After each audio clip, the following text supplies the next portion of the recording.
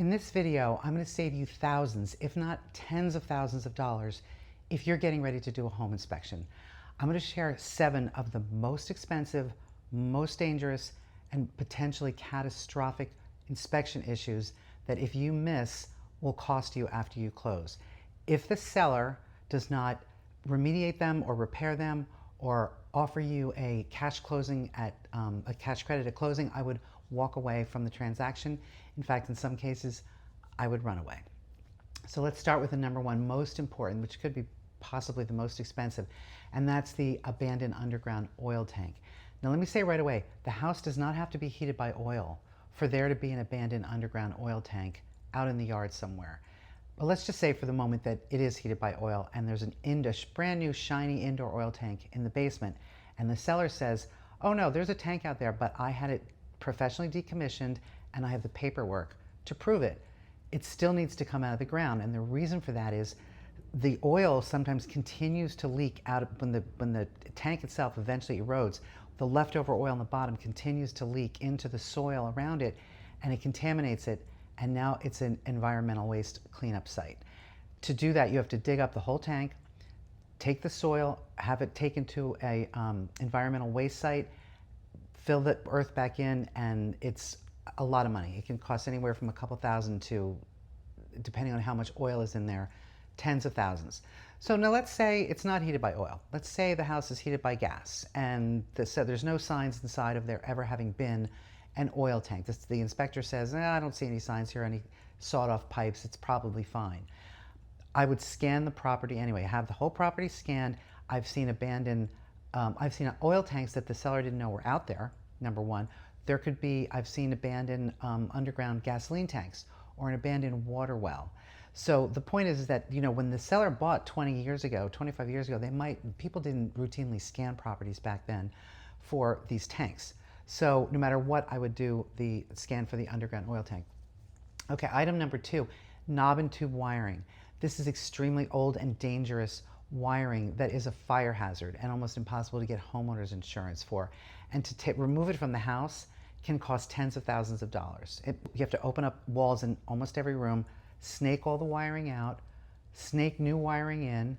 You have to close up the walls, put new outlets and switches and a new electric panel. So this could, I've seen it routinely cost $40,000 to $50,000. So if there's knob and tube wiring, the seller won't remediate, I would not buy that house. Number 3 is an old or a dangerous electric panel. Now there's 3 brands in particular that definitely need to be replaced. That's Federal, Pacific, Zinsco, or Challenger. These are known to have defective breakers that can fail to trip. Difficult to get insurance for those, but even an old and dangerously or poorly wired electric panel should be replaced. These aren't wildly expensive to replace, but they're anywhere from $1,800 to $4,500 maybe to replace an electric panel, depending on the size of the house and the power that you need. So power on electric panels measured in amps. Now it's like 100 amps or 150 or 200 amps. 100 amps is for a very little house that does not have, central air, anything like that. 150 amps is like a medium-sized house. But most new homes or larger homes now are being built with 200 amps. So that's not the most expensive item on the list, but it does need to be addressed. So number 4 is a broken or cracked sewer line. That is the pipe that connects your house to the municipal sewer line in the street. And in some cases, depending on how big the yard is, it can be very, very long. Now, if you live in a rural area, you might not have this. You might have a septic system. And a septic system should definitely be evaluated by a professional company to make sure that is in working order. But if the sewer line to the street should be cracked or broken, that's very expensive to replace. They have to dig up your whole lawn, put in a brand new piping to the street, dig up the sidewalk, the curb. It's a nightmare, and it's a lot of money. So the way to make sure that that's not a problem is have the inspector or have him hire the company that sends a camera down the pipe all the way to the street to make sure that it is not cracked or broken. Sometimes they find out that it is not cracked or broken, but it's clogged and they need to flush it. But sometimes the flushing can actually, if it's a really old pipe, can cause it to become cracked. So you definitely want to have that inspected.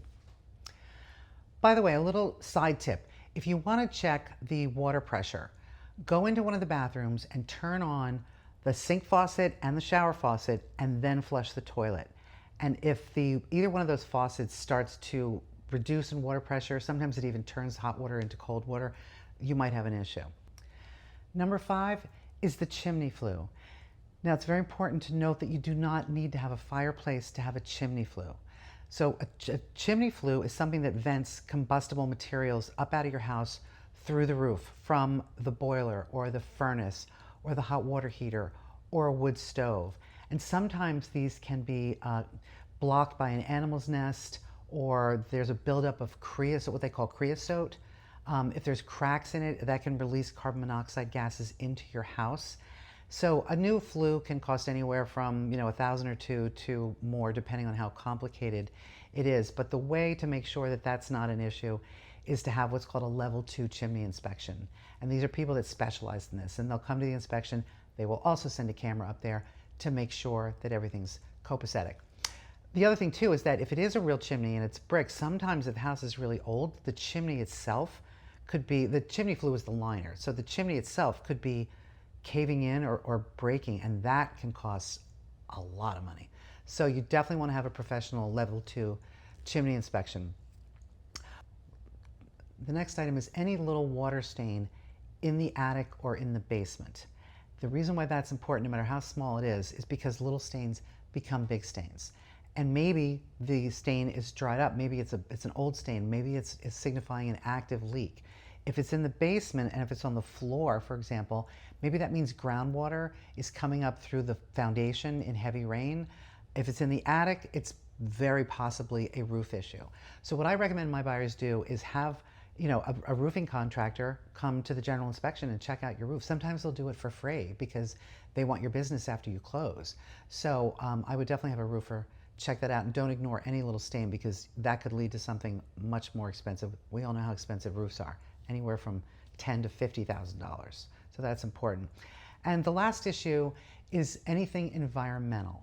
So we're looking at signs of asbestos, lead, mold, termites, and any other kind of pests. The good news about anything environmental is that the seller usually has to remediate it, but you have to catch it. That's what's important. So the reason why the seller usually has to remediate it is because if the house is riddled with asbestos or termites, you're walking away.